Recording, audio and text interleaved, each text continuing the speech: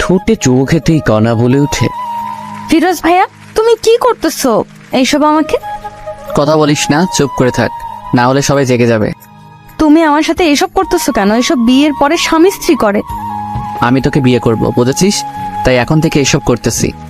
ছেড়ে দাও আমাকে, না হলে আমি চিৎকার করব। তখনই ফিরোজ বলে ওঠে, কণা বোন আমার, প্লিজ চিল্লাচিল্লি করিস না, আমি তোকে খুব ভালোবাসি, তো বলতে পারি না। তাই বলে তুমি এত রাতে আমার রুমে এসে আমাকে ধর্ষণের চেষ্টা করতেছো? ভাই তুমি এতটা খারাপ? কণা বিশ্বাস কর, আমি সত্যি তোকে অনেক ভালোবাসি, তোর জন্য সবকিছু করতে পারবো আমি। তুমি একটি ছেলে, বুঝছো? যাও তোমার রুমে, না হলে আমি আম্মুকে ডাকবো। আচ্ছা ঠিক আছে, আমি যাচ্ছি। এই বলে ফিরোজ নিজের রুমে চলে আসে। চলেন এখন সবাইকে একটু পরিচয় করিয়ে দিই। কণা হলো ফিরোজের মামাতো বোন। ফিরোজ মামার বাসায় ঘুরতে এসেছে, কলেজ বন্ধ দিয়েছে তাই। কণাকে অনেক পছন্দ করে ফিরোজ, কিন্তু কণা ফিরোজকে একটু দেখতে পারে না, কারণ ফিরোজ খুব একটা সুন্দর ছিল না তাই। কিন্তু ফিরোজ যেমন করে হোক কণাকে নিজের করে চায়। তাই রাতে ফিরোজ চুপি চুপি কণার রুমে গিয়ে লিপ কিস করতে থাকে, কিন্তু ভুলবশত কণা জেগে যায়। তারপর দেখলেন তো কি হলো। এরপর ফিরোজ অনেক ভয় পায়, কারণ যদি কণা সবাইকে এইসব বলে দেয় তখন কি হবে। এই ভয় ফিরোজের আর ঘুম আসে না রাতে। পরদিন ফিরোজ রুমে বসে আছে, এমন সময় কণা রুমে আসে আর বলতে থাকে, আমার গলায় সোনার মালাটা আজ থেকে পাইতেছি না। আমি জানি তুই এনেছিস, এটা আমাকে দিয়ে দে, খুব পছন্দের জিনিস আমার ওটা। কণার মুখে এমন কথা শুনে ফিরোজও থমকে যায়, কারণ কি বলতেছে কণা এসব? কি হলো, কথা কানে যায়নি তোর? আমি তো এই সম্পর্কে কিছুই জানি না কণা, আর কি বলতেছো মালার কথা তুমি? একদম নাটক করবি না ফিরোজ ভাই, সত্যি সত্যি দিয়ে দে, না হলে আমি বাবা মাকে বলে দিব। ফিরোজ কি বলবে ভেবে পাচ্ছে না, কারণ ফিরোজ এইসব মালা সম্পর্কে কিছুই জানে না। বিশ্বাস করো কণা, আমি কিছু জানি না, আমি তো শুধুমাত্র তোমাকে কিস করতে গিয়েছিলাম। তুই এইভাবে শুনবি না। ও দাঁড়াও, বাবা মাকে ডাকতেছি। এই বলে কণা চিৎকার শুরু করে দেয়। না বাবা, তোমরা কোথায়? এখানে আসো তো। কণার এমন চিৎকার শুনে সবাই রুমে আসে। কি হয়েছে মা, তুই এমন চিৎকার করতেছিস কেন? বাবা জানো তোমার এই গুণধর ভাগ্নে কি করেছে? কি করেছে শুনি? আমার গলার সোনার হারটি চুরি করেছে, এখন বলেছে নেয়নি। কি বলেছে এসব কণা তুই? হ্যাঁ মা, ও নিয়েছে। আমি কত করে বললাম ভাই দিয়ে দাও, দিল না। ফিরোজ, যা শুনতেছি সব কি সত্যি? মামা সবকিছু মিথ্যা, আমি নেইনি ওর কিছু, আমি মালা সম্পর্কে জানি না। ও আচ্ছা, কণা তুই যে বলতেছিস ফিরোজ নিয়েছে, তুই শিওর ও নিয়েছে বা কোনো প্রমাণ আছে তোর কাছে? বাবা জানো আরো কি করেছে ও আমাকে? কি করেছে শুনি? ফিরোজ আমাকে নষ্ট করার চেষ্টা করেছে। আমি রাতে ঘুমাইছি দেখে আমার পরনের সব কিছু খুলে ফেলেছে, আমাকে নষ্ট করার চেষ্টা করেছে। আমি জেগে যাই, তখন ও বলতেছে আমার ভুল হয়েছে, এটা ওটা অনেক কথা, আর আজকে থেকেই আমার মালাটি পাইতেছি না। কণার কথা শুনে ফিরোজ একটু অবাক হয়, কারণটা হলো ফিরোজ শুধুমাত্র কিস করেছে, আর কণাকে সব বলতেছে। রাগান্বিত চোখ নিয়ে ফিরোজের প্রতি কণার বাবা তাকিয়ে বলে, এসব কি সত্যি? হ্যাঁ বা না বলবি ফিরোজ। ফিরোজ ভয়ে ভয়ে বলে, হ্যাঁ মামা আমি গিয়েছিলাম ওর রুমে, কিন্তু বলা শেষ হতে না হতেই প্যান্টের বেল খুলে ফিরোজকে মারতে থাকে। মামা আমার সব কথারই তো শোনো আগে। তোর আর কোনো কথাই শুনবো না। তোর সাহস কেমনে হয় আমার মেয়ের দিকে তাকানোর? এই শিক্ষা দিয়েছে তোর মা বাবা? মামা আমি কণাকে ভালোবাসি, তাই আমি ওর রুমে গিয়েছিলাম। তোর ভালোবাসা বের করতেছি, দাঁড়া। এটা বলে ফিরোজকে মারার জন্য কণার বাবা একটি লাঠি নিয়ে আসে। এইদিকে কণা এই সব কিছু দেখতেছে আর হাসতেছে। এরপর নিজের রুমে চলে যায়। তখন কণার মা দেখতে পায় যে ফিরোজের কপাল দিয়ে অঝরে রক্ত পড়তেছে। এই আর মারিও না, দেখো রক্ত পড়তেছে কত। আমার মেয়েকে নষ্ট করার চেষ্টা করে, দাঁড়াও ওকে আরো মজা দেখাই দিছি। এই নাও, আর একটিও মারবে না। যাও ব্যান্ডেজ নিয়ে আসো কর্নার রুম থেকে। তোমার নিজের ভাগ্নে, বুঝছো? হয়তো ভুল করেছে, তাই বলে এত মারতে হবে না। কণার মায়ের এমন কথা শুনে কণার বাবাও এবার থামে, আর মাথা ব্যান্ডেজ করার জন্য যখনই কণার রুমে ব্যান্ডেজ আনতে গেল, কণার বাবা তখনই শুনতে পায় যে রাত 12টার পর আমাকে ধর্ষণ করার চেষ্টা করেছে। এই সব কিছু মিথ্যা অপবাদ তোমার জন্য দিয়েছি, কিন্তু সিয়াম আমার গলার মালা চুরি করার অপবাদ ও দিয়েছে ফিরোজকে। যে মালা আমি তোমাকে দিয়েছি বিক্রি করার জন্য। পাগলিটা আমার, আমি জানি তুমি আমাকে অনেক ভালোবাসো। শুধুমাত্র অনেক না, অনেকের থেকেও অনেক তোমাকে বিশ্বাস করি আর ভালোবাসি আমি, বুঝছো? আই লাভ ইউ সিয়াম।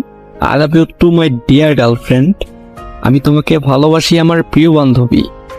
আচ্ছা সোনা পাখি, ঠিক আছে, এখন ফোন রাখি, পরে কথা বলবো, কারণ যদি বাবা মা শুনতে পারে তো সমস্যা হবে। ঠিক আছে, ভালো থাকিও। এরপর কণা ফোন কেটে দেয় আর ভাবতে থাকে, ভালোই হয়েছে এই সময় আমাদের বাসায় ফিরোজ এসেছে, না হলে কেমনে কি করতাম। যাক, আল্লাহ যা করে ভালোর জন্যই করে।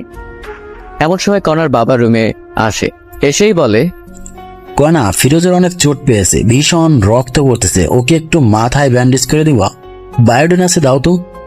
তখনই কণা জোরে বলে উঠে, বাবা তুমি কি পাগল হয়ে গিয়েছো? এই ধর্ষককে আবার ব্যান্ডেজও করে দিবা? তখনই কণার বাবা কিছু বলতে গিয়ে আর বলে না, চুপচাপ বায়োডিন নিয়ে যায়। কণার বাবা চলে যাবার পরেই কণা মনে মনে বলতে থাকে, যাক বাবা, ভালোই হয়েছে সিয়ামের ফোনটি কেটে দিয়েছি, আর একটু হলে তো বাবা শুনেই ফেলতো। আর এইদিকে কণা জানে না যে সবকিছু তার বাবা শুনেছে, তবু কিছু বলেনি। না বলার কারণ আপনাদের পরে নিশ্চয়ই বলবো। এরপর কণার বাবা ফিরোজের কাছে এসে সুন্দর করে সবকিছু পরিষ্কার করে ব্যান্ডেজ করে দেয়। ফিরোজও বুঝতেছে না কি হচ্ছে এইসব। যে মানুষটা একটু আগে অঝরে মারছিল, সে এখন এত যত্ন সহকারে এগুলো করতেছে। এখন ঠিক আছে, ভালো লাগতেছে ফিরোজ তোর? মামা ভালো লাগতেছে। এই তুমি যাও একটু ভাত নিয়ে আসো। ঠিক আছে, যাইতেছি। এইদিকে কণার মাও ভাবতেছে যে মানুষটা মারতে মারতে শেষ করতে চেয়েছিল, কি এমন হলো আবার এত আদর করতেছে। এইদিকে ফিরোজের কাছেও সবকিছু যেন স্বপ্ন মনে হচ্ছিল। কণার মা চলে যাওয়ার সাথে সাথে ফিরোজ তার মামার পা ধরে বলতে থাকে, মামা আমার ভুল হয়েছে, আমাকে মাফ করে দাও, আমি আর এমন কাজ কখনো করব না। আরে পাগল, ঠিক আছে বাছার, আমি মাফ করে দিয়েছি তোকে। সত্যি মামা মাফ করে দিয়েছো? সত্যি মাফ করে দিয়েছি। এর ফাঁকেই কণার মা আসে ভাত নিয়ে। এরপর কণার বাবা নিজে হাতে করে ফিরোজকে খাইয়ে দিচ্ছে। এমন সময় কণা বাইরে আসে, সেই তো অবাক এইসব দেখে, কি হইতেছে এইসব। তখন কণা কাছে এসে বলে, ছি ছি ছি বাবা, তুমি একে কোথায় পুলিশকে দিবে তা না করে একে নিজের হাতে খাওয়াই দিতেছো। তোমার মেয়েকে নষ্ট করার চেষ্টা করেছে, আর তুমি কি না। এই বলেই কণা ভাতের প্লেটটি ফেলে দেয়। এইসব সহ্য করতে আর না পেরে কণাকে ঠাস ঠাস ঠাস করে 2টা থাপ্পড় দেয়। বাবা তুমি এই চোর ধর্ষকের জন্য আমায় থাপ্পড় মারলে? তুমি আমার বাবা ভাবতে ঘৃণা হচ্ছে আমার। আর একটি কথা বললে আরো থাপ্পড় দেবো, যা রুমে যা। এইসব কিছু কণার মা দেখতেছে, কিন্তু ভয় কিছুই বলতে পারতেছে না। ফিরোজও বেশ অবাক হয়ে যায়, কারণ কোথায় মামা আমাকে মারবে তা না কণাকে মারতেছে। কত আদরের মেয়ে জীবনে দেখিনি, মারতে আজ এত জোরে মারলো। এসব ভাবতেছে, তখন কণার বাবা বলে উঠে, ফিরোজ, তোর বাবা মাকে ডাক, ফোন দিয়ে আসতে বলো এখনই। ফিরোজ বাবা মার কথা শুনে একটু ভয় পায়, কিন্তু কিছু করার নেই, ডাকতেই হবে। এরপর ফিরোজের বাবা মাকে ফোন করে ডাকে, যেন দুপুরে মধ্যেই চলে আসে। যা রুমে রেস্ট নি এখন, ফিরোজ তুই। এটা বলি কণার বাবা মা দুজনে চলে যায় ওদের রুমে। ফিরোজও রুমে এসে রেস্ট নেয় আর ভাবতে থাকে কি হবে এখন যদি বাবা মা এসব শুনতে পায়, তখন কি হবে। হাজারো চিন্তা ফিরোজের মাথায় ঘুরপাক খেতে থাকে। আচ্ছা, তোমার কি হলো? কনার বাবা, তুমি এমন আচরণ তো কখনোই করনি, আজ কি এমন হলো? কনাকে মারলে তুমি? এরপর সবকিছু কণার বাবা খুলে বলে। এই সবকিছু শুনে যে কণার মাও অবাক হয়ে যায়, ভাবতেই পারে না কণা এমন হয়ে গিয়েছে। তুমি এখন কি করবা? তবে ফিরোজের বাবা মা আসুক আগে, তারপর দেখি কি করা যায়। এরপরই সবাই ফিরোজের বাবা মা আসার অপেক্ষা করতে থাকে। প্রায় বিকেল 5টার দিকে ফিরোজের বাবা মা আসে। এসেই দেখে ফিরোজের এমন অবস্থা। কি আমার ছেলেকে মেরেছে? হ্যাঁ, এত বড় সাহস? আফা আইসিস? আমি মেরেছি ফিরোজকে। কেন মেরেছিস ফিরোজকে এমন করে? তোর একটু হাত কাঁপলো না? আফা রাগ করিস না, আগে সবকিছু শোন। আচ্ছা বল, কি বলবি? এরপর কণার বাবা প্রথম থেকে সবকিছু বলতে থাকে। এইসব শুনে ফিরোজের মাও অবাক হয়ে যায়। ফিরোজ, আমি তোকে এই শিক্ষা দিয়েছি রে? হ্যাঁ, মা, আমাকে ক্ষমা করে দাও। আফা শোন, আমি চাই কি ফিরোজ আর কণার বিয়েটা দিতে, তুই কি বলিস? আমি আর কি বলবো, আমি চাই কণা আর ফিরোজের বিয়েটা হোক। এইসব কণা রুম থেকে শুনে বলে ওঠে, আমি ওকে বিয়ে করব না, ওর মতো কুৎসিত ছেলেকে আমি বিয়ে করব না। তোকে বিয়ে করতেই হবে, বুঝছিস? না, আমি আমার সারা জীবন গেলেও বিয়ে করব না। আমি কোনো কথা শুনতে চাই না, আজকেই বিয়ে হবে। না বাবা, তুমি এমন করতে পারো না। আমি কি করতে পারি না পারি সেটা তো ভালো করে জানিস, ওকে? আমি কিন্তু মরে যাব বাবা তুমি এমন করলে। ঠিক আছে, বিয়ে করিও না, আমার সব সম্পত্তি ফিরোজের নামে লিখে দিতেছি। এই কথা শুনে কণা অবাক হয়ে যায়, কারণ এত সম্পত্তি বাবা ফিরোজকে দিবে। এই সবকিছু আমার ভাগ, তুমি ওকে দিবা কেন? তুমি যদি ফিরোজকে বিয়ে করো তবে তোমার নামে দেব। বাবার এমন কথায় কণা রাজি হয়ে যায়, কারণ কণা ভাবতেছে সব সম্পত্তি পেলেই ফিরোজকে ডিভোর্স দিবে। এই জন্য কণা রাজি হয়ে যায়। এরপর সবাই বিয়ের জন্য সবকিছু রেডি করে। ফিরোজ পরেছে তার প্রিয় রং কালো, তাই কালো পাঞ্জাবি। এদিকে কণা পরেছে লাল রঙের বেনারসি শাড়ি। কণাকে যখন সামনে আনা হলো, ফিরোজ কণাকে দেখে চোখ সরাতে পারতেছেন। এ যেন একটা পরী আকাশ থেকে নেমে আসলো। এরপর যখনই বিয়ের কাজ সম্পূর্ণ করার জন্য কাজী আসলো, যখন কণাকে কাজী কবুল বলতে বলল, 3 বার কবুল বলবে এমন সময় সিয়াম চলে আসে। এই কোনা, তুমি কি পাগল হয়ে গিয়েছো? আমাকে ছেড়ে কাকে বিয়ে করতেছো? এটা তোমার ভালোবাসা? বিশ্বাস করো সিয়াম, আমি তোমাকে ভালোবাসি। দেখতেই তো পাইতেছি কেমন ভালোবাসো। এই তোমাকে সব কিছু পরে বলবো আমি, প্লিজ আমাকে ভুল বোঝো না। চুপ করো, মিথ্যাবাদী কোথাকার। আজকের পর থেকে আর যোগাযোগ করবে না আমার সাথে। এটা বলেই সিয়াম চলে যায়। এমন ঘটনা ঘটবে কেউ বিশ্বাস করতেছে না। সিয়াম দাঁড়াও। কণার কোনো কথাই আর না শুনে সিয়াম চলে যায়। এই ছেলেটার জন্য এত কিছু করছিস, বাহ, খুব ভালো। তুই যে আমার সন্তান এটা ভাবতেই ঘৃণা হচ্ছে আমার। কাজী সাহেব, আপনি বিয়ে পড়ান। কণা ভাবতেছে কি করবে, কারণ যদি আজ ফিরোজকে বিয়ে করে তবে সিয়াম কখনো ক্ষমা করবে না কণাকে। কি হলো, কবুল বলো কণা। কবুল কবুল কবুল। কবুল বলেই কণা নিজের রুমে চলে যায়। আলহামদুলিল্লাহ পড়ি সবাই। এরপরে সবাই আলহামদুলিল্লাহ পড়ে। বাবা, কিছু মনে করিও না, আমার মেয়েটি একটু রাগী কিন্তু অনেক ভালো। ও হয়তো একটু ভুল করেছে, একজনকে ভালোবেসে, তবে ঠিক হয়ে যাবে। কিছুদিন পরেই দেখিও বিয়ের আগে একটু ভুল করেছে মেয়েরা। এটা বলেই কণার বাবা চলে যায়। ফিরোজ বুঝতেছে না কি করবে, কি হচ্ছে এইসব তার সাথে। সবকিছু যেন গোলমাল হয়ে যাচ্ছে। ফিরোজ এসব ভাবতেছে এমন সময় কণার মা এসে বলে, ফিরোজ, বাবা রুমে যাও, কণা তোমার জন্য অপেক্ষা করতেছে। এরপর ফিরোজ তার কথা মতো রুমে চলে যায়। কিন্তু ফিরোজ রুমে এসেই দেখে যে কণা রুমে নেই, পালিয়ে গিয়েছে কণা। হয়তোবা ওয়াশরুমে আছে এটা মনে করেই বসে আছে। 10 মিনিট হয়ে গেল কিন্তু কণার রুমে আসার কোনো কথাই নেই। কি হলো আবার এটা ভেবেই ফিরোজ ওয়াশরুমে চলে যায়। অবাক কাণ্ড সেখানেও নেই। তখন ফিরোজ কোনো উপায় না পেয়ে সবাইকে ডাক দেয়, মামা মামি তোমরা কোথায়? কণা তো রুমে নেই। ফিরোজের এমন কথা শুনে সবাই অবাক হয়ে যায়, কারণ কণা কোথায় গেল। কি বলিস? কথা রুমে নেই মানে? মামা কণার রুমে নেই, ও পালিয়েছে মনে হয় আমাদের বোকা বানিয়ে। না, এমনটা হতে পারে না। ওয়েট কর, আগে কণাকে ফোন দেই। এরপর কণার বাবা ফোন দেয়, কিন্তু কণা ফোন রিসিভ করে না। সবাই এখন দুশ্চিন্তা করতেছে, কারণ কণার কিছু হলো না তো আবার। মামা আপনার মেয়ে এই জানালা দিয়ে পালিয়েছে দেখো। এরপর সবাই দেখে সত্যি তো, কারণ জানালা দেখে বোঝা যাইতেছে। এদিকে কণা কবুল বলে রুমে এসে জানালা খুলে পালিয়ে যায় সিয়ামের উদ্দেশ্যে। কণা পালিয়ে এসে সিয়ামকে খুঁজতেছে, কিন্তু পাইতেছে না। যেখানে যেখানে থাকার কথা কোথাও পাইতেছে না। ফোনটা অফ সিয়ামের। এমন অবস্থায় কি করবে কণা বুঝতেছে না। তখনই মনে পড়লো সিয়ামের ফোনের লোকেশন ট্র্যাক করতে হবে, তবেই পাবো। এরপর কণা সিয়ামের ফোনের লোকেশন ট্র্যাক করে দেখে এখান থেকে প্রায় 1 কিলোমিটার দূরে। কণার এক মুহূর্তের জন্য না দাঁড়িয়ে সিয়ামের কাছে চলে যায়। ফোনের লোকেশন অনুযায়ী এসে দেখে এটা তো একটি মদের বার, কিন্তু সিয়াম এখানে কি করতেছে? কণা এটা বুঝতে পারে না। কণা কোনো কথা না বলে সোজা ভিতরে ঢুকে পড়ে, কিন্তু সিয়ামকে খুঁজে পায় না। তখন কণা একটি লোককে জিজ্ঞেস করে, আচ্ছা ভাই দেখেন তো এই ছেলেটা কি এখানে দেখেছেন? ফোন থেকে ফটো বের করে দেখালো লোকটিকে। ও, এ তো আমাদের এখানকার নিয়মিত কাস্টমার শ্যাম ভাই। নিয়মিত মানে? নিয়মিত মানে প্রতিদিন আসে এখানে মেয়ে নেই, এসে ফুর্তি করে চলে যায়। কি বলতেছেন এইসব? আপনার মাথা ঠিক আছে তো? অবশ্যই আছে, ঠিক আপনার মনে হয় ঠিক নাই। আমার কথা বিশ্বাস না হলে একটু সামনে গিয়ে নিজেই দেখুন। কণা লোকটির সাথে আর কোনো কথা না বলে সোজা সামনে যায়।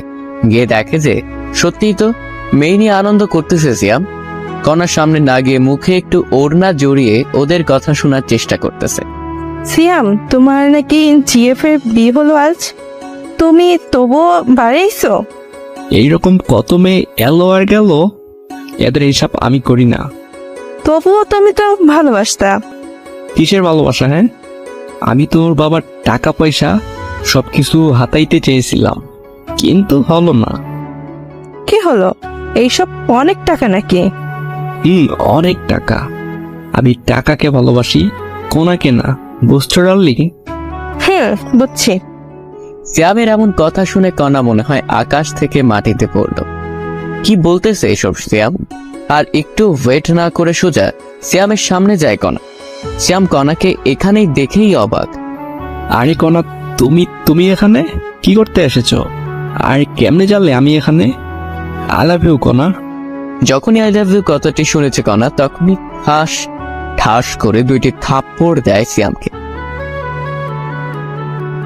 তোর ওই মুখে আমি আই লাভ ইউ শুনতে চাই না, বুঝেছিস? তুই একটু টাকার লোভী। আমাকে ভালোবাসিস না, আমার বাবার টাকাকে ভালোবাসিস। আরে না পাগলি, আমি তোমাকে ভালোবাসি। চুপ, মিথ্যাবাদী একটা। সত্যি জান। তোর মুখে আমি কিচ্ছু শুনতে চাই না। আমি তোদের সব কথাই শুনে ফেলেছি। আরে না, আমি ওকে সব মিথ্যে বলেছি। চুপ থাক কুত্তা। তোর জন্য কি করি নাই বল? বাবা মাকে কষ্ট দিছি, নিজের টাকা পয়সা তোকে দিছি, নিজের গলার মালা বিক্রি করে দিয়েছি। বল কি দেই নাই? তোর জন্য একটি ভালো ছেলেকে ধর্ষক বানাইছি। তোর জন্য সবার সামনে অপমানিত হয়েছি আমি। ওই ছেলেটাকে অপমান করেছি আমি। তোর জন্য এই বিয়ে থেকে পালিয়ে এসেছি। আর সে তুই কি না বারে অন্য মেয়ে নিয়ে আনন্দ করতেছিস? বাহ, খুব ভালো। এই সব দেখার আগে আল্লাহ কেন আমার মৃত্যু করলো না? বিশ্বাস করো, আমি তোকে আর বিশ্বাস করতে পারবো না। ভালো থাকিস, আমার সাথে আর যোগাযোগ করবি না। এটা বলেই কণা বাহিরে চলে আসে। কি করবে এখন কণা, এটা ভাবতে ভাবতেই ক্লান্ত। সবকিছু চিন্তা দূর করে কথা আবার বাসায় যাওয়ার জন্য রওনা দিল। প্রায় 1 ঘন্টা পর কণা বাসায় এসে কলিং বেল বাজায়। কণার বাবা হতাশা বুকে নিয়ে দরজা খুলেই দেখে কণা। কণা মা, তুই কোথায় গিয়েছিলি বল? তোর জন্য কত চিন্তা হচ্ছিল জানিস? তোর মা তো কাঁদতে কাঁদতে প্রায় পাগল হয়ে যাচ্ছে। তুই আমাদের বলে যাবি না, ফোনটাও রিসিভ করিস নাই। এইসব শুনে কণা তার বাবার পা ধরে কান্না করে আর বলে, বাবা, আমাকে মাফ করে দাও। আমি আর এমন কাজ করব না। তোমরা যা বলবে তাই করব আমি। আরে পাগলি, কাঁদিস না। আমি জানি তো আমার মেয়ে আমার অবাধ্য হতে পারে না। বাবা। কণাকে দেখে সবার মনে যেন একটি শান্তি চলে এলো। আচ্ছা বাবা, ফিরোজ কি চলে গিয়েছে? না, তোর রুমেই বসে আছে মন খারাপ করে। আচ্ছা, তবে আমি উপরে যাই বাবা। যা। তোকে কিন্তু সত্যি ফিরোজ অনেক ভালোবাসে রে। বাবার মুখে এমন কথা শুনে কণা লজ্জা পেয়ে দৌড়ে রুমে আসে। এসে দেখে যে ফিরোজ জানালার পাশে বসে আছে। কোনো কথা না বলেই পেছন থেকে ফিরোজের কাঁধে হাত রাখে। তখনই ফিরোজ পিছনে ফিরে দেখে কণা তুমি কখন আসলে? একটু আগে আসলাম। কাঁদতেছো কেন? ফিরোজ চোখ দুটি মুছে বলে, কই না তো, কেন কাঁদবো? আমি জানি আমাকে ভালোবাসিস, তবে তোকে মেনে নিতে পারবো কিনা পারবো জানি না। তবে ছেড়ে যাব না। চল ঘুমাবি এখন। ফিরোজা কোনো কথা না বলে সোজা গিয়ে শুয়ে পড়ে কণার কথা মতো। একটু পর কণাও এসে শুয়ে পড়ে, কিন্তু একটি কোল বালিশ নিয়ে আসে কণা, এসেই মাঝখানে রাখে। এই এরিয়া পার হবে না। ঠিক আছে, পার হব না। এখন ঘুমাও। এরপর দুজনে ঘুমিয়ে পড়ে। পরের দিন ফিরোজ একটু সকালেই উঠে, কারণ নামাজ পড়ে তো তাই। ফিরোজ উঠে দেখে কণার 104 ডিগ্রি জ্বর। কণার ফিরোজ ফজরে নামাজ পড়তে উঠে দেখে কণা কাঁপতেছে আর ভীষণ পরিমাণে ঘামতেছে। এটা দেখে ফিরোজ একটু কণার কপালে হাত দেয় আর দেখে যে কণার ভীষণ জ্বর এসেছে। কণার এমন অবস্থা দেখে ফিরোজ সাথে সাথেই ফোন করে ডাক্তারকে। আসসালামু আলাইকুম, ডাক্তার বলতেছেন?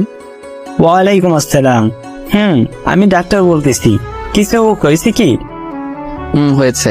আমার স্ত্রীর ভীষণ জ্বর। কি করব এখন? আপনাকে খুব প্রয়োজন এখন। আমি তো একটু বাইরে আছি। আমার যাইতে যাইতে সকাল 10টা বাজবে। আপনার রুমে কি জ্বর মাপার যন্ত্র নেই? ওয়েট, দেখতেছি। এরপর ফিরোজ জ্বর মাপবে, কিন্তু যন্ত্র আছে কিনা সেটা জানে না। তখনই ফিরোজের মনে, কণার রুমে তো অনেক কিছুই আছে, ওষুধ আবার ব্যান্ডেজ হয়তো বা এটাও থাকতে পারে। তাই ফিরোজ খুঁজতে থাকে, তন্ন তন্ন করে সবকিছু খোঁজার পরে অবশেষে খুঁজে পায়। ডাক্তার, খুঁজে পেয়েছি। তবে জ্বরটা মেপে আমাকে জানান। এরপর ফিরোজ ডাক্তারের কথা মতো জ্বর মেপে দেখে যে 104 ডিগ্রি জ্বর। এত জ্বর দেখে ফিরোজ অবাক। তখনই আবার ডাক্তারকে ফোন করে। হ্যালো ডাক্তার, 104 ডিগ্রি জ্বর, এখন কি করব? বাবা, এত জ্বর এসেছে? শুনেন, একটা কথা বলি, আপনি জ্বর ফুটেই লাগান কপালে, দেখবেন কমে আসবে জ্বর। ঠিক আছে ডাক্তার। আরেকটি কথা, যদি জ্বর না কমে তবে আপনি আপনার স্ত্রীর সাথে সহবাসে যাবেন, দেখবেন কমে এসেছে জ্বর। অনেকে বলতে পারেন সহবাস করলে কি জ্বর কমে? আমি বলবো হ্যাঁ, কারণ হাদিসেও আছে স্বামী যত নিকট স্থলে স্ত্রী থাকবে ততই রোগ মুক্ত থাকবে। ডাক্তারের এমন কথা শুনে ফিরোজ থমকে যায়, কারণ এই মেয়ে তো আমাকে দেখতেই পারে না। যদি আবার এমন করি, না জানি কি হবে। কিন্তু ডাক্তার। কোনো কিন্তু নেই, আমি যা বলেছি তাই। এরপর ডাক্তার ফোন কেটে দেয়। ফিরোজ জলপট্টি নিয়ে আসে। এরপর শুরু হলো এই ঘুরা দেওয়া। কিন্তু এত জলপট্টি দেবার পরও কেন জানি কণার জ্বর কমতেছে না। তখনই ফিরোজের ডাক্তারের কথা মনে পড়ে। সত্যি কি এমন করলে ভালো হবে কণা? যদি ভালো না হয় তবে তো কণার সাথে খুব খারাপ হবে। হাজারো চিন্তা মাথায় নিয়ে ফিরোজ কণার কাছে যায়। কণাকে জড়িয়ে ধরার সাথে সাথে আশ্চর্যভাবে কণাও জড়িয়ে ধরে। ফিরোজ কোথা থেকে শুরু করবে কিছুই ভেবে পাইতেছে না। ফিরোজ কণার দিকে তাকিয়ে আছে। ইস, কি সুন্দর মায়াবী মুখ, কতই না সুন্দর, শুধু দেখতেই ইচ্ছে করে। এমন সময় দেখে যে কণার ঠোঁট দুটি কাঁপতেছে, গোলাপের পাপড়ির মতো ঠোঁট দুটি। এমন অবস্থা দেখে ফিরোজ আর নিজেকে কন্ট্রোল করতে না পেরে কণার ঠোঁটে নিজের ঠোঁট ডুবিয়ে দেয়। আপন মনে কণার ঠোঁট দুটি নিজের করে নেয়। কণাও সায় দেয় ফিরোজকে। ফিরোজকে কাছে পেয়ে কণা যেন আরো নিজেকে বিলিয়ে দিতেছে। এখানে ফিরোজ বুঝতে পারে যে কণার কোনো প্রকার বর্তমান সেন্স নেই, তাই এমন করতেছে। এরপর ফিরোজ কিছুক্ষণ না ভেবেই কণার শরীরের সব পোশাক খুলে ফেলে আর মাথা থেকে সব চিন্তা দূর করে কণার সাথে সহবাস করে। এতে কণাও কোনো বাধা দিল না, বরং আরো সাপোর্ট করলো। এইভাবে প্রায় কিছুক্ষণ মেলা মেশার পরে ফিরোজ উঠে পড়ে। গোসল করে এসে ফিরোজ আবার কণার শরীরের পোশাক চেঞ্জ করে দেয় এবং জলপট্টি দিতে থাকে। প্রায় 20 মিনিট পর আবার জ্বর মেপে দেখে যে কণার জ্বর স্বাভাবিক এসে গিয়েছে। এখানে সবাই ভাবতেছেন ফিরোজ কেন বাসায় কাউকে কিছু বললো না কেন। আসলে সবাই কি ভাববে যে বাসর করেই জ্বর বাঁচাইছে। আবার লজ্জাজনক একটি কথা এর জন্য জানে। ফিরোজের মনে অনেক ভয় ঢুকে গেল, এখন যদি কণা এইসব কিছু জানতে পারে তবে কি হবে। এরপর ফিরোজ দেখে নামাজের এখনো সময় আছে, তাই উযু করে এসে নামাজে বসে পড়ে। নামাজে বসে ফিরোজ আল্লাহর কাছে কণার জন্য দোয়া করে, যাতে করে আল্লাহ কণার মনের সব ভুল মুছে দেয়, কণা যেন সুস্থ থাকে। নামাজ শেষ করে একটু ব্যালকনিতে যায় ফিরোজ। তখনই কণার উঠার শব্দ পায় কণা। ফিরোজ সোজা কণার কাছে এসে বলে, এই তুমি অসুস্থ, শুয়ে থাকো। না, আমি ঠিক আছি। আর আমি অসুস্থ আপনি জানলেন কেমনে? হ্যাঁ, তোমার ভীষণ জ্বর এসেছিল। কি আমার জ্বর এসেছিল? নেশা করেছেন নাকি সকাল সকাল? সত্যি বলতেছি। সরেন, আমি ওয়াশরুমে যাব। এরপর ফিরোজ সরে যায়, কিন্তু কণা বিছানা থেকে উঠবে কেমন কেমন জানি মনে হচ্ছে। তার পরনে যে শাড়ি ছিল এটা মনে নেই কণার। ওয়াশরুমে এসে মনে হলো কণার পরনে তো শাড়ি ছিল, এখন নেই মানে। তখন কণার মাথায় রাগ উঠে যায়। ওয়াশরুম থেকে এসেই আমার পরনে যে শাড়ি ছিল সেই শাড়ি কোথায় গেল? কি হয়েছে? ফিরোজ কি বলবে ভেবে পাইতেছিল না। এরপর সব বলতে থাকে কণাকে, এর জন্য আমি তোমার সবকিছু চেঞ্জ করে দিয়েছি। এই কথাটি শুনে কণা কোনো কথা না বলেই ঠাস ঠাস করে থাপ্পড় বসিয়ে দেয় ফিরোজের গালে। তোর মন মানসিকতা এত নিচে, আমাকে নষ্ট করলে এইভাবে? আমাকে বলতে আমি নিজেই তোকে বিলিয়ে দিতাম। বিশ্বাস করো, কোনো প্রকার তোমার জ্বর কমতেছিল না, তাই এমন করতে বাধ্য হয়েছি। চুপ কর, কোনো কথা বলবি না। তোকে চেনা শেষ আমার। তুই কেমন মানুষ, ছি ছি ছি। আমি তো সময় চাইছিলাম তোর কাছে, আর তুই কি না। আমি সত্যি এমন ভেবে করি নাই, তোমাকে সুস্থ করার জন্য করেছি। কই, আমি তো অসুস্থ না, এখনো সুস্থ আছি। এখন সুস্থ হয়েছো? এই চুপ কর, বেয়াদব কোথাকার। এই জন্যে বলি আমার কষ্ট হচ্ছে কেন চলাচল করতে। এসব বলে কণা যখনই বিছানায় আবার শুতে যাবে তখন দেখা যায় পুরো বিছানা রক্তে হাহাকার করতেছে। বাহ, খুব ভালো, এত কষ্ট আমাকে দেওয়ার জন্য। ফিরোজ আর কোনো কথা না বলেই বাইরে চলে আসে। কি বলবে কণাকে? সত্যি কথা বলতেছে, বিশ্বাস করতেছে না। এরপর সকাল 10টায় ডাক্তার চলে আসে। সেই বলল, রুগী কি এখন সুস্থ হয়েছে? ডাক্তার এমন কথা শুনে সবাই অবাক, কারণ এখানে আবার রোগীকে। তখনই কণার বাবা বলে ওঠে, রুগী সুস্থ মানে এখানে আবার কে রুগী? না, এই বাসা থেকে তো ফোন দেওয়া হয়েছিল, একজন মহিলার খুব জ্বর হয়েছে। না ডাক্তার, আপনার কথা ভুল হচ্ছে, আমরা সবাই সুস্থ আছি। এইসব কথা আবার কণা শুনছিল। খাবার টেবিল থেকে অন্যদিকে ফিরোজ একটু কাজের জন্য বাইরে গেছে, তাই কেউ জানে না ডাক্তার কে ডেকেছে কে। আচ্ছা ঠিক আছে, সমস্যা নেই, কেউ অসুস্থ হলে বলবেন, আমি আসবো। ঠিক আছে ডাক্তার। এরপর কণা একটু বিশ্বাস করতেছিল ফিরোজের কথা, কিন্তু কথা হলো ও আমাকে না জানি আমার এত বড় সর্বনাশ করলো কেন। এরপর এভাবেই দিন যেতে লাগলো। ফিরোজ এখন কণার বাবার ব্যবসা দেখাশোনা করে। কণা ঠিক আগের মতোই আছে, ফিরোজকে অবিশ্বাস করে। একদিন রাতে ফিরোজ বেলি ফুলের মালা নিয়ে বাসায় আসে। এসে রুমে ঢুকবে এমন সময় দেখে কণা কার সাথে যেন ফোনে কথা বলতেছে। আমি তোমাকে বলছি না আমাকে ফোন দিবে না? অবশ্যই ফোন দিব আমি। এর মধ্যে কণা ফিরোজকে দেখে ফোন কেটে দেয়। এই যে তোমার জন্য বেলি ফুলের মালা নিয়ে এসেছি, অনেক পছন্দ নাকি? জি না, আমি এইসব পছন্দ করি না, আপনি আর এইসব কিছু আনবেন না। ফিরোজ মাথা নিচু করে বলল, ঠিক আছে, আনবো না। আর হ্যাঁ, কাল আমার কিছু বন্ধু বান্ধবী আসবে, ওদের জন্য একটু বাজার করবেন কাল। ঠিক আছে, সমস্যা নেই। এরপর সবাই ঘুমিয়ে পড়ে। পরের দিন ফিরোজ বাজার করে নিয়ে আসে অনেক, রান্না করাও হয় সবার জন্য। এর মধ্যেই সবাই চলে আসে। কেমন আছিস কণা? এমন হয়ে গিয়েছিস কেন? আর দুলাভাই কই রে? আমি ঠিক আছি, ভিতরে আয়। তখনই ফিরোজ চলে আসে কণার সামনে। আচ্ছা কণা, কতজন আসলো লোক একটু বলবা? তাদের লোকের ভিত্তি করে পোলাও রান্না হবে। তখনই একজন বলে উঠে, কি রে কণা, এটা তোর বর নাকি? আরে এটা তো চাকর আমাদের বাসার। বাবা, তোর বাসার চাকরও দেখি খুব স্মার্ট আর সুন্দর। এমন চাকর কোথায় পেলি? এই কি বলিস এসব তুই? হ্যাঁ, শেষ পর্যন্ত কাজের চাকরকে পছন্দ করলি? সত্যি রে, অনেক সুন্দর আছে। ফিরোজ, তুই এখান থেকে যা, আমাদের ডিস্টার্ব করিস না, বুঝলি? আমার বন্ধু বান্ধবী মিলে মোট 12 জন এসেছে, এদের জন্য রান্না কর গিয়ে। কণা যে এমন ভাবে সবার সামনে ফিরোজকে অপমান করবে সত্যি ফিরোজ বুঝতে পারেনি। নিজের স্বামীকে যে মেয়ে চাকর পরিচয় দেয় সে যাই হোক কখনো বউ হতে পারে না। এইসব ভাবতেছে আর ফিরোজ যাইতেছে।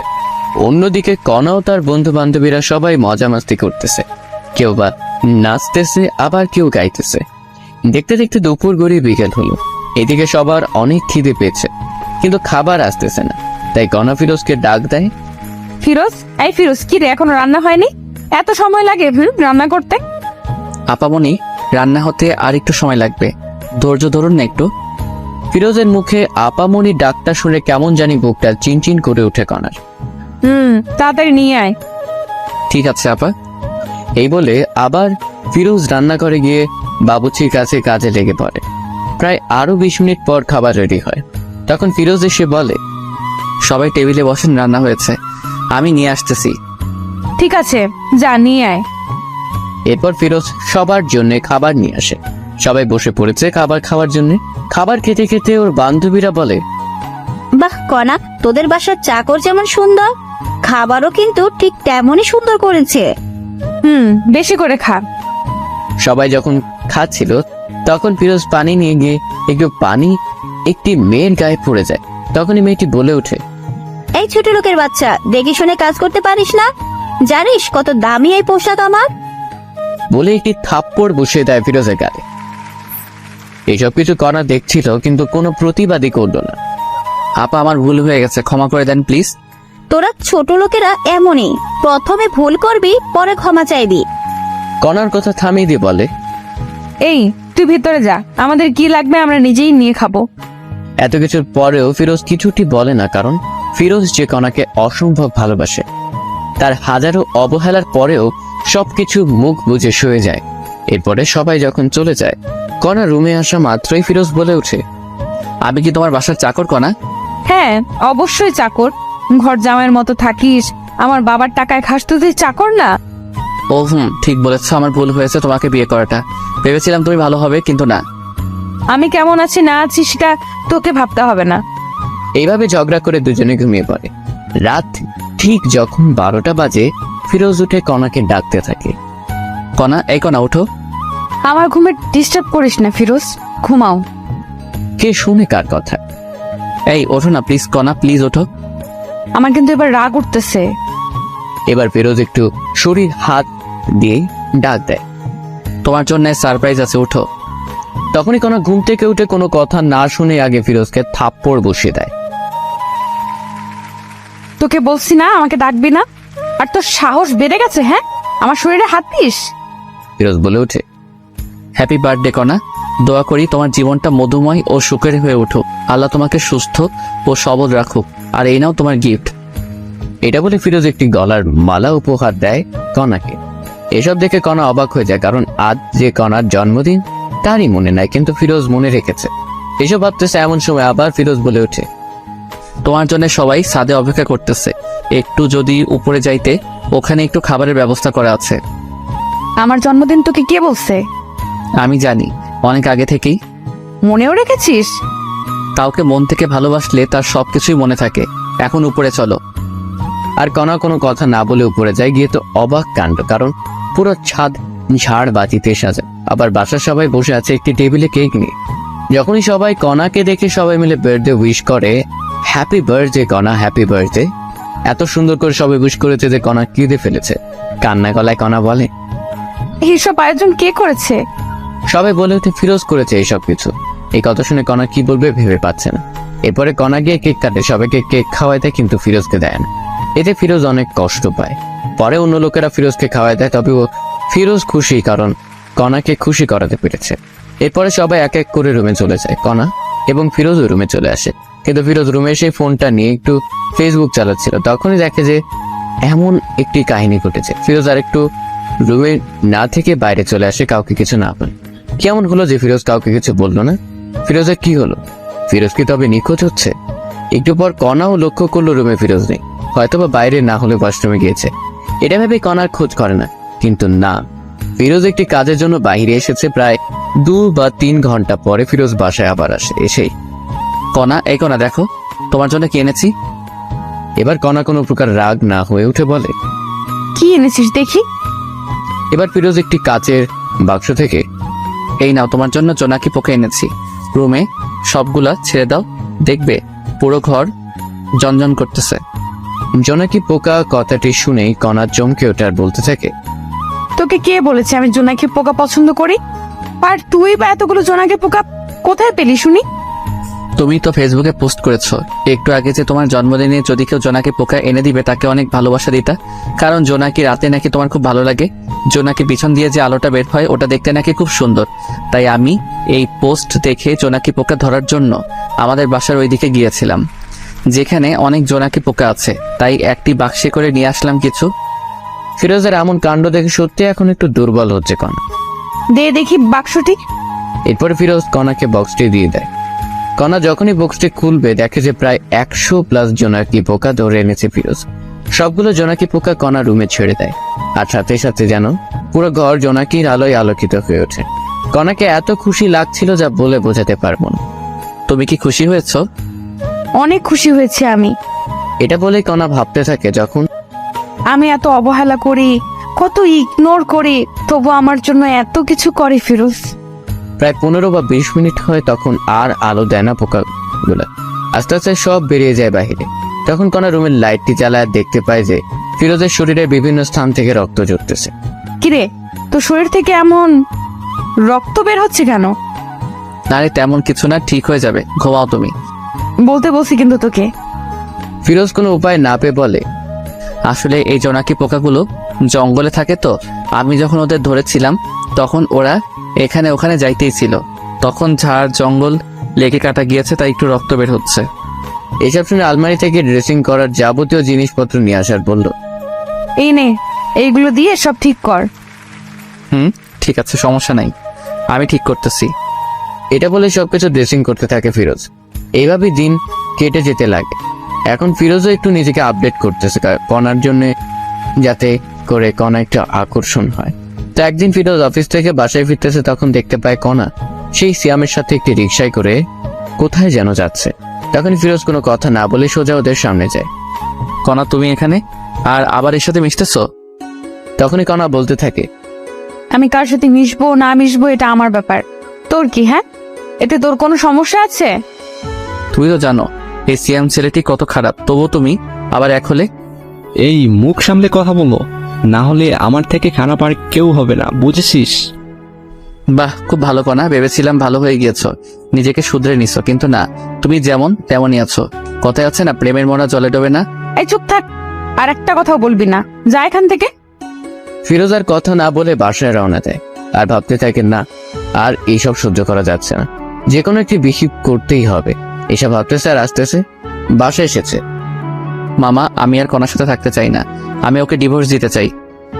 এখানে ফিরোজ কিন্তু শ্বশুরকে মামা বলে ডাকে, কারণ আগে থেকে মামা বলার অভ্যেস তাই। কেন, কি হয়েছে বলবি তো? এরপরে ফিরোজ বাসর ঘর থেকে ঘটে যাওয়া সবকিছুই বলে মামাকে। এই সবকিছু শুনে আর কি বলবে, কণার বাবা খুঁজে পায় না, তাই বলে, তোর যা ভালো হয় তাই কর বাবা, আমি আর বাধা দেবো না তোকে। আমি আজ কাজী অফিসে গিয়ে সবকিছু ঠিক করে আসবো, কালকে কাগজ পেয়ে যাবে কণা, আমি এখন আসি। কোথায় যাবি বাবা তুই? আমার বাসায় যাব। তখনই কণার মা বলে উঠে, একটু ভেবে দেখলে হয় না ফিরোজ?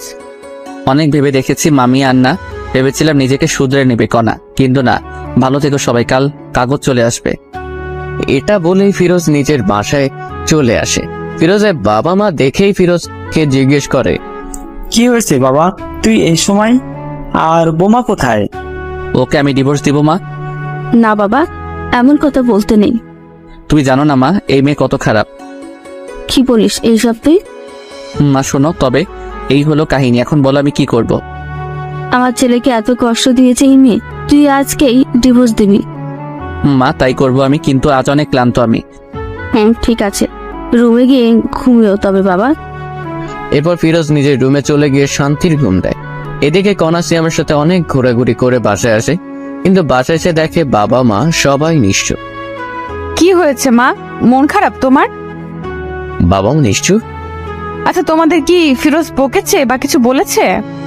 তখনই কণার বাবা ঠাস করে কণাকে দেয় থাপ্পড় আর বলে, তোকে জন্ম দেওয়াটাই পাপ হয়েছে, তোকে আমি ঘৃণা করি কানা।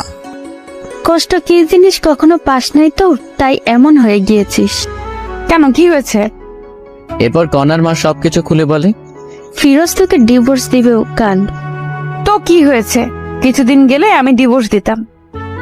এটা বলে কণা রুমে চলে আসে আর ভাবতে থাকে, সত্যিই কি ফিরোজ ডিভোর্স দিবে? যাই হোক, ভালোই হবে এতে আমার। এসব চিন্তা করতে করতে ঘুমিয়ে পড়ে কণা। পরের দিন যখন সকাল 10টায় কণা উঠবে, তখনই ডাক পিয়ন এসে কণার হাতে একটি কাগজ দিয়ে বলে, মিস কণা, আপনার কাগজ, কাজী অফিস থেকে এসেছে, এটা সাইন করে আমাকে ডাক দিবেন, নিচে নাম্বার আছে। ঠিক আছে, আপনি আসতে পারেন এখন। এরপরে ডাক পিয়ন চলে যায়। কণা কাগজটি নিয়ে পড়তে থাকে আর দেখে যে সত্যি সত্যি ডিভোর্স হয়ে পায়। কণা সাইন না করেই রেখে দেয় টেবিলের উপরে। তখনই কণার ফোনে মেসেজ আসে, আজ যাব প্রেমনগর ঘুরতে, যান আমরা, একটি খুশির খবরও আছে, সেখানে গিয়েই তোমাকে বলবো। ঠিক আছে, সমস্যা নাই, আমি তোমার জন্য অপেক্ষা করতেছি, তাড়াতাড়ি আসো। আচ্ছা, আমি রেডি হয়ে আসতেছি। এই বলে ফোন রেখে দিয়ে কণা রেডি হতে থাকে। প্রায় 20 মিনিট পর কণা রেডি হয়ে শ্যামকে ফোন দেয়। কই তুমি? তোমার বাসার নিচে যে দোকান আছে ওইখানেই আমি। আমি যাচ্ছি, একটু ওয়েট। এরপরে কণা শ্যামের কাছে আসে, পরে দুজনে প্রেমনগর উদ্দেশ্যে বেরিয়ে পড়ে। 1 ঘন্টা জার্নি করার পরে গন্তব্যস্থানে পৌঁছে যায়। এখন বলো কি সারপ্রাইজ চান? ফিরোজ আমাকে ডিভোর্স দিয়েছে, এখন আমাদের বিয়ে করতে আরো অসুবিধা হলো। ও তাই জান, ভালোই হলো তবে। বলো কি খাবে এখন? তুমি অর্ডার দাও, যা যা খাবে। এরপরে অর্ডার দেয়, সেই অনুযায়ী খাবার চলে আসে। এরপরে কণা শ্যাম দুজনে খেয়ে দেয়। একটু ঘোরাঘুরি করে বাসায় চলে যায়, কিন্তু কণা বাসায় এসে দেখে তার বাবা মা কাঁদতেছে অঝরে। অনেক লোকজনও জড়ো হয়েছে। কণা তার মাকে জিজ্ঞেস করে, মা কি হয়েছে, এমন করে কাঁদতেছো কেন, বলবা তো?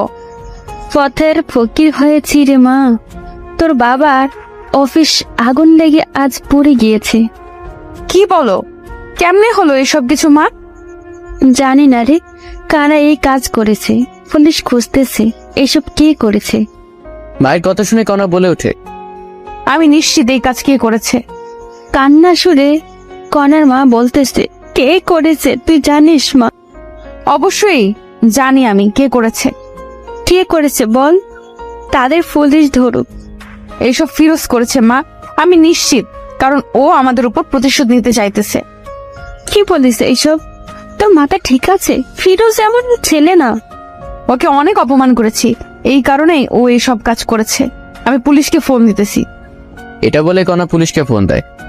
আসসালামু আলাইকুম, কমিশনার সাহেব বলতেছেন? ওয়ালাইকুম আসসালাম। আমি কমিশনার বলতেছি, আপনি কে? আমি রহমান সাহেবের মেয়ে কণা। আমাদের অফিস আগুনে পুড়ে গিয়েছে, আমি জানি এই কাজ কে করেছে। কে করেছে বলুন, আমরা তাকে ধরে আনবো। এই কাজ ফিরোজ নামের একটি খারাপ ছেলে করেছে। এই হলো তার পরিচয়, আপনি এখানে গেলেই পাবেন। আপনি শিওর তো? একদম। ঠিক আছে, আমরা দেখতেছি বিষয়টা। এরপর কণা মনে মনে ভাবতে থাকে, ফিরোজ এবার বুঝবি কণা কি জিনিস। আমার সাথে টক্কর দিস ছোট লোক একটা। এদিকে পুলিশ গিয়ে ফিরোজের বাসায় হাজির। তখনই, কাকে চাই আপনাদের? ফিরোজকে? আমি ফিরোজ, বলুন কি হয়েছে? আমরা আপনাকে সন্দেহবশতে গ্রেপ্তার করলাম। কি আমার দোষটা বলবেন একটু দয়া করে? আপনি নাকি মিস কণা ম্যাডামের অফিসে আগুন লাগাই দিচ্ছেন। কি বলেন স্যার এইসব? আর কে বলল আমি এইসব কিছু করেছি? আপনার নামে কণা অভিযোগ করেছে, এখন চলুন। ফিরোজের মা এসে বলে, না বাবা, আমার ছেলে এমন না, ও এমন কাজ করতেই পারে না। দেখুন, সত্যিটা সামনে আসলেই সবকিছু পরিষ্কার হবে। আপনি কিন্তু স্যার আমাকে সন্দেহ বসতে হাত করা পরিয়ে দিয়ে যাচ্ছেন।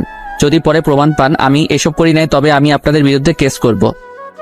এবার পুলিশ রাগ হয়ে বলে, এই, একে নিয়ে চলো। এর এত কিছু শোনার টাইম এখন আমাদের নেই। মাত্রে পুলিশ ধাক্কা দিতে দিতে ফিরোজকে নিয়ে চলে। মা চিন্তা করিও না, সব ঠিক হবে ইনশাল্লাহ, আমার কিছু হবে না। এমন অবস্থা দেখে ফিরোজের মা কান্না করতেই আছে। হাজার হলেও মা, ছেলে বিপদে থাকলে তো কান্না করবেই। ফিরোজকে জেলে এনেই মারধর করতেছে পুলিশ, সত্যিটা বের করার জন্য। কিন্তু ফিরোজ একটি কথাই বলে, আমি কিছু জানি না। জানিস না? তবে ওরা কেন তোর নাম বললো এখন বল। স্যার কণা আমার বউ। কি বলিস, কণা তোর বউ? হ্যাঁ স্যার, তবে শুনুন। এরপরে ফিরোজ পুলিশকে সবকিছু বলতে থাকে, যা যা হয়েছে। ফিরোজের মুখে সব শুনে বলে, ও এই কাহিনী?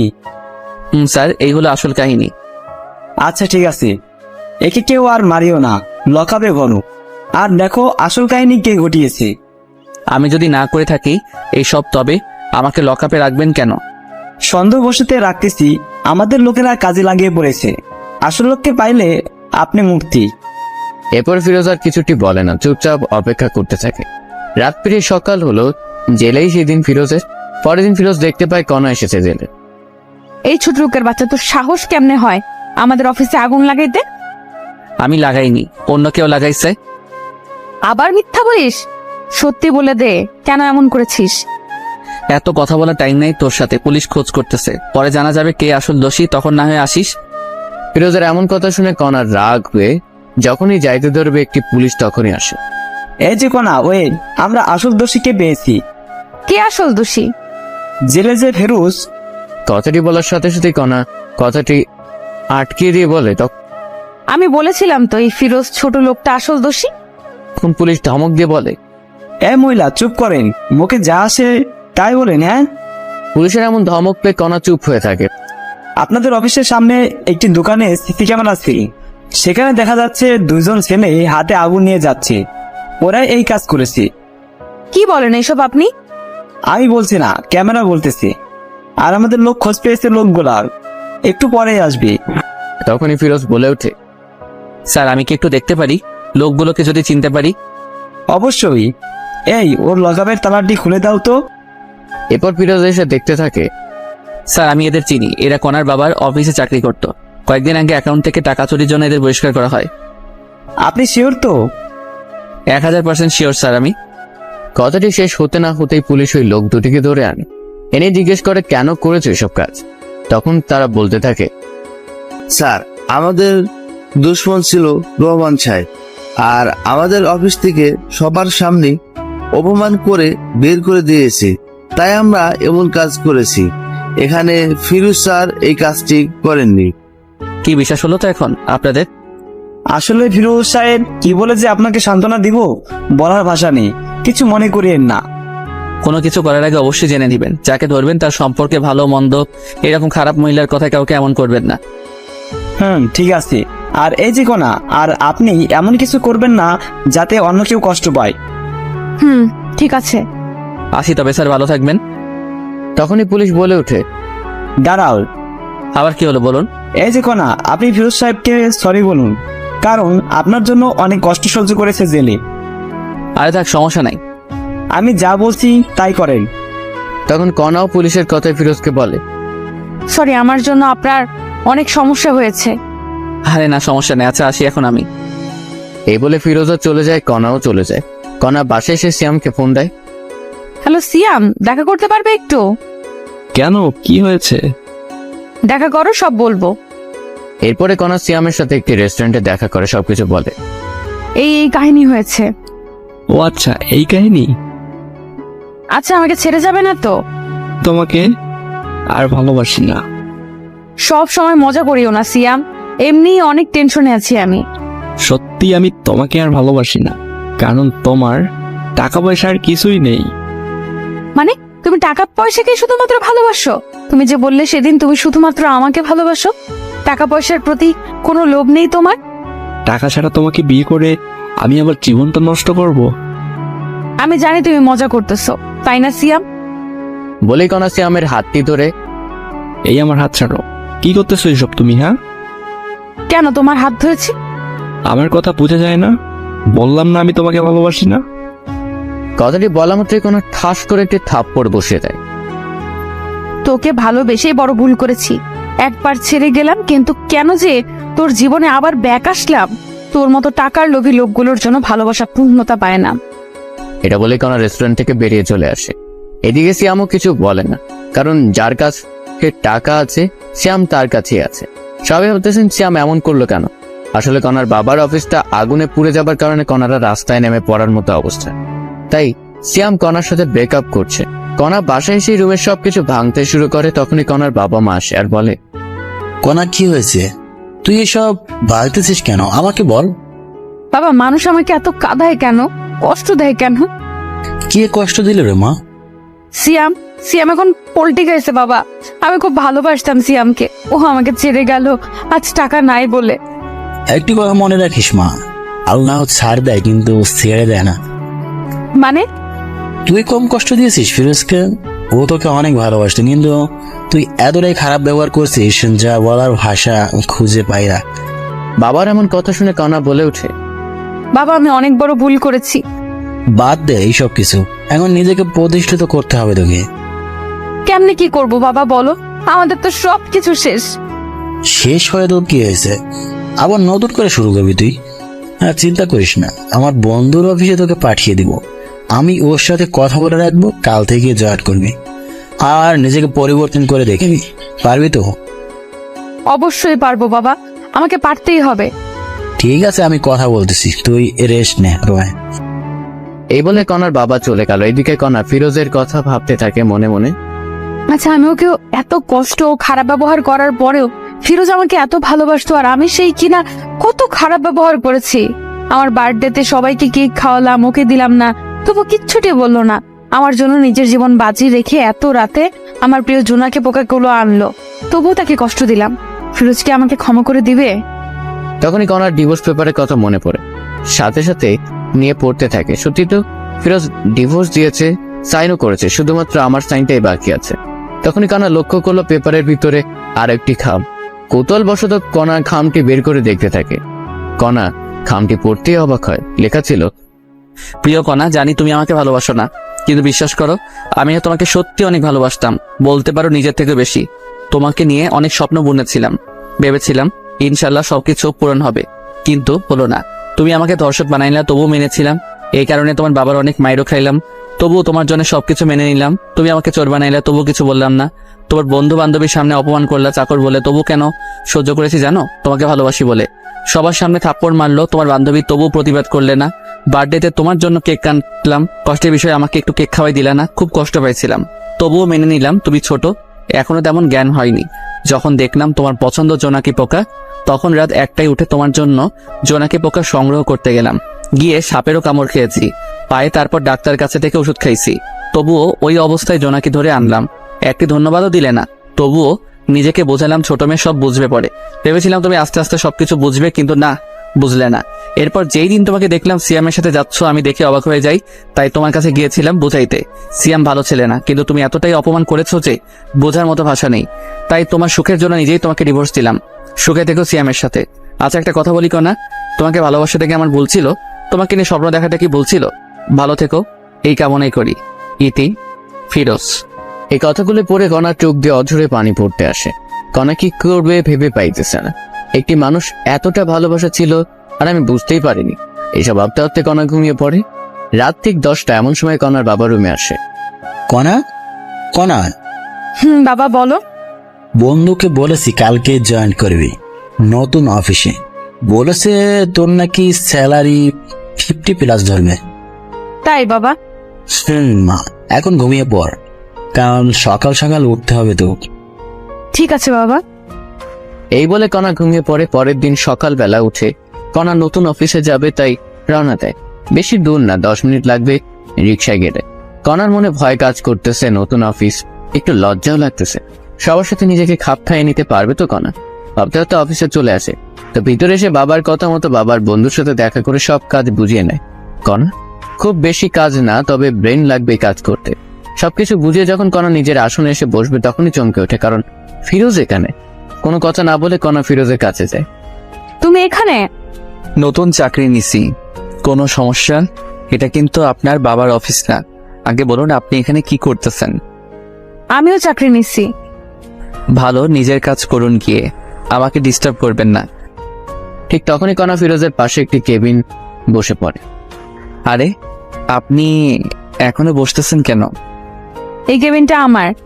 ও, এরপর সবাই সবার মতো কাজ করতেছে। মাঝে মাঝে কণা ফিরোজের দিকে তাকিয়ে থাকে একটু করে, কারণ ফিরোজ নিজেকে চেঞ্জ করে ফেলেছে। আগে মাথায় অগোছালো চুল ছিল, মুখ ভর্তি দাড়ি ছিল, এখন সবকিছু কেমন জানি চেঞ্জ হয়েছে। এইসব ভাবতেছে আর কাজ করতেছে। এমন সময় দেখে একটি মেয়ে ফিরোজের কাছে এসে বলতেছে, এই হিরো, যাবা না লাঞ্চ করতে? যাব, একটু পর কাজটা শেষ করেই। আমি অপেক্ষা করতেছি তোমার জন্য, বাইরে আসো, একসাথে লাঞ্চ করবো।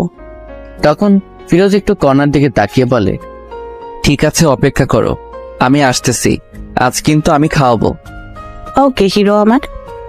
বলেই মেয়েটি চলে যায়। এরপরে ফিরোজও লাঞ্চ করার জন্য যায়। তখনই কণাও যাইতে লাগে। ফিরোজ গিয়ে দেখে মেয়েটি অপেক্ষা করতেছে। এই চলো। এরপরে দুজনে পাশাপাশি হাঁটতে হাঁটতে যায়। কণার এসব দেখে কেন জানি কষ্ট হচ্ছে, খুব বুকের ভিতরটা জ্বলতেছে, কিন্তু বলতে পাইতেছে না। কি খাবে বলো? তুমি অর্ডার দাও। ফিরোজের কথা মতো মেয়েটি খাবার অর্ডার দেয়। এসব আবার কণা অন্য টেবিলে বসে শুনতেছে। এরপর যখন খাবার আসলো, তখনই কণা দেখে যে মেয়েটি ফিরোজকে তুলে খাওয়াচ্ছে। আর সহ্য করতে না পেরে কণা ওদের সামনে গিয়ে, ফিরোজ কি হচ্ছে কি এসব? হ্যাঁ, হোয়াট? আমরা কি করব না করব আমাদের ব্যাপার, আপনার সমস্যা কোথায়? আমার সমস্যা আছে। তখনই মেয়েটি বলে ওঠে, আপনি আমাদের ডিস্টার্ব করতেছেন কেন? তুমি জানো আমি ফিরোজের কে? আমি ফিরোজের বউ, বিয়ে করা বউ। এই কথাটি ফিরোজ শুনেই কণাকে, আমাকে জামাই বলিস? তোর সাহস তো কম না। কণা ফিরোজের এমন থাপ্পড় খেয়ে হতবাক হয়ে যায়, কারণ ফিরোজ কণাকে এমন করে সবার সামনে থাপ্পড় দিবে ভাবতেই পারেনি। তুমি আমাকে থাপ্পড় দিলে ফিরোজ? এই মেয়ে চুপ করেন, আর একটি কথা বলবেন না। এমন ভাবে কথা বলতেছো, আমাকে চেনো না? আশ্চর্য ব্যাপার, আমি আপনাকে কেমনে চিনবো বলেন? ও, এখন তো চিনবেন না, সুন্দরী রমণী পেয়েছেন পাশে। আর একটা বাজে কথা বললে আবার থাপ্পড় দিব। সরি, আমার ভুল হয়েছে। তখনই ফিরোজের সাথে থাকা মেয়েটি বলে, চলো তো তুমি, এই মেয়েটি আমাদের শান্তিতে থাকতেই দিবে না। যারা, চলো। এই বলে ফিরোজ যারা দুজনেই চলে যেতে থাকে। ফিরোজ, তুমি কি ওই মেয়েটাকে চিনো? আরে না, আমি চিনবো কেমনে বলো? ফিরোজের কথা শুনে কণা চমকে ওঠে, কারণ যে ছেলেটা এত ভালোবাসতো সেই আজ আমাকে চিনে না। কেউ আর লাঞ্চ করলো না, আবার ঠিক আগের মতো কাজে লাগিয়ে পড়ে সবাই। এভাবেই দিন যেতে লাগে। কণা এখন ফিরোজের প্রতি এখন অনেক দুর্বল হয়ে পড়েছে, কারণ কোনো মেয়ে যদি ফিরোজের সাথে কথা বলে কণা সহ্য হয় না, কষ্ট হয়, খারাপ লাগে। কিন্তু কিছুই বলতে পারে না, কারণ ফিরোজ এখন কণাকে ভালোবাসে না। এইসব ভাবতেছে এমন সময় ফিরোজ কণার কাছে গিয়ে বলে, এই কাজগুলো নেন, 2 ঘন্টার ভিতরে কমপ্লিট চাই আমার। কিন্তু কোনো কিন্তু না, আমি আপনার সিনিয়র, যা বলছি তাই করতে হবে। ঠিক আছে, আমি চেষ্টা করব। এমন সময় আবার ফিরোজের ফোনে কল আসে। বাবু, তুমি কোথায়, কখন আসবে? কণাকে শোনার জন্য একটা স্পিকার একটু বাড়িয়ে দেয়। সোনা, একটু কাজে ব্যস্ত আছে, একটু পর তোমাকে ফোন দেই আমি। বাবু, মনে আছে তোমার, আজ শপিং করিয়ে দিবে আমাকে? আরে বাবা, দিব তো, তোমার জন্যে করবো না তো কার জন্য করবো? ওরে জানটা। আম্মা, সোনাটা আমার। কথাটি বলে ফোন রাখতে না রাখতেই কণা বলে, কে মেয়েটি? আপনি কাজে মন দেন আপু। আমি জানতে চাইছি ফিরোজ, কে মেয়েটি? আপনি কে যে আপনাকে এসব বলবো? আমি তোমার বউ। ছিলে আগে, কিন্তু এখন ডিভোর্স হয়েছে। না, এখনো ডিভোর্স হয়নি, কারণ আমি সাইন করি নাই এখনো। সাইন করবেন, তাহলে ঝামেলা শেষ। না, আমি করব না। কেন করবেন না? শুনে ডিভোর্স না দিলে তো আপনার বিএফ সিএমকে বিয়ে করতে পারবেন না। সিএম এর কথা বাদ দাও। বাদ দেবো কেন আপু, বলেন? কারণ ওর সাথে আমার সম্পর্ক শেষ হয়েছে। আহাহাহা, ও তাই? আবার এক হয়ে যাবেন তো কিছুদিন পর? না, হব না। আপু, নাটক বন্ধ করেন তো আপনার। এসব নাটক অনেক দেখেছি আমি। সত্যি বলছি ফিরোজ। আপনাকে আমি বিশ্বাস করি না আপু। ও, এখন কাজ করেন, অলরেডি 20 মিনিট আপনার শেষ। সময় মতো কাজ যেন পাই। শুন না ফিরোজ, একটু। জি বলেন। অফিস শেষে কফি খাইতে যাবে? আপনার সাথে? আমার সাথেই যাবে। হাসলেন আপনি আমাকে? কেন? আপনার মতো মেয়েকে টাইম দেওয়ার মতো সময় কি আমার আছে নাকি শুনি? এই কথাটি বলে ফিরোজ নিজের কেবিনে গিয়ে বসে। এদিকে ফিরোজের এমন আচরণ দেখে কণাও কান্না করে দেয়, চোখ দিয়ে পানি পড়তেই আছে। কণা, মা তোমার কি হয়েছে? কান্না করতেছো কেন? কণা চোখের পানি মুছে বলে, না, এমনি, তেমন কিছু না আঙ্কেল। আমি বুঝেছি তোমার কষ্ট হচ্ছে এইসব কাজ করতে। না আঙ্কেল, আমি ঠিক আছি। না, ঠিক নয়। আমার বন্ধুর মেয়ে এত কষ্ট করবে আমার সহ্য হবে না। কাল থেকে তুমি আমার জায়গায় বসবে, সব দেখাশোনা করবে, আর আমি অন্য অফিসে যাব। কিন্তু আঙ্কেল। কোনো কিন্তু না, আমি যেটা বলছি ওটাই করবি। ঠিক আছে আঙ্কেল। যাই হোক, কণা মনে মনে অনেক খুশি, কারণ এখনো 3 বা 4 মাস হলো না, তাতেই এমন প্রমোশন হবে ভাবতে পারেনি। এরপর কণার আঙ্কেল সবাইকে ডাক দেয়। আসসালামু আলাইকুম। অফিসের অত্র কর্মচারীরা আপনাদের জানাইতে চায় যে কাল থেকে কণা আমার জায়গায় বসবে। ওকে সবাই বস মানবে। ও যেমন করে চলতে বলবে ঠিক তেমন করেই চলবে সবাই। এই কথা শুনে রীতিমতো সবাই অবাক, কারণ আজ থেকে 5 বা 6 বছর হলো এই অফিসে কাজ করতেছি, প্রমোশন কি জানি না। আর এই কয়েকদিনই বস। সবাই বসের কথা সাড়া দেয়, ঠিক আছে বস। এরই মধ্যে ফিরোজের দেওয়া সব কাজ কমপ্লিট করে কণা আসে। এই নাও, তোমার কাজ সম্পূর্ণ হয়েছে। ধন্যবাদ আপনাকে। এখন তো আমি তোমার বস। আজ থেকে না, সেটা কাল থেকে। আর আপনি আমার বস তো কি করা লাগবে এখন আমাকে? হ্যাঁ, তাও ঠিক। এরপরে সবাই সবার মতো কাজে লাগিয়ে পড়ে। কাজ শেষে যে যার মতো বাসায় যায়। তো পরের দিন সবাই অফিসে এসে দেখে কণা বসের কেবিনে বসে আছে। বসবেই তো, কারণ প্রমোশন হয়েছে। এরই মধ্যে ফিরোজ আজ একটু দেরিতে অফিসে আসে। মিস্টার ফিরোজ, আমার কেবিনে আসুন তো একটু। ফিরোজ বুঝতেছে না কেন ডাকতেছে কণা হঠাৎ করে। যাচ্ছি। কিছুক্ষণ পর, বলো, কি বলবা? দরজাটা লাগিয়ে দিয়ে আসো। দরজা লাগিয়ে দিয়ে আসবো মানে? আমি যা বলছি তাই করো। আমি তোমার বস, অর্ডার করছি, পালন করো। ফিরোজ আর কিছু না বলে দরজা লাগিয়ে দিয়ে আসে। বলো, কি বলবে এখন? ফিরোজ, আমি তোমাকে সত্যিই ভালোবেসে ফেলেছি, আমাকে বিশ্বাস করো। আপনাকে সত্যি বিশ্বাস হয় না আমার। আপনার বিয়ে পাচ্ছে, ওনার সাথে সম্পর্ক ঠিক করেন গিয়ে। তোমাকে বলছি না আমি ভুল করেছি, আমার ভুল হয়েছে, আমাকে মাফ করে দাও না। সরি, মাফ করবেন আমাকে। কথাটি বলা শেষ হতে না হতেই কণা ফিরোজের শার্টের কলার ধরে কাছে টেনে নেয়। এই এমন করিস কেন? আমাকে আর একটিবার বিশ্বাস কর না। এই কি করছে? এসব ছাড়ো আমাকে। তুই আমার স্বামী, আমি তোকে যা মন চায় তাই করব।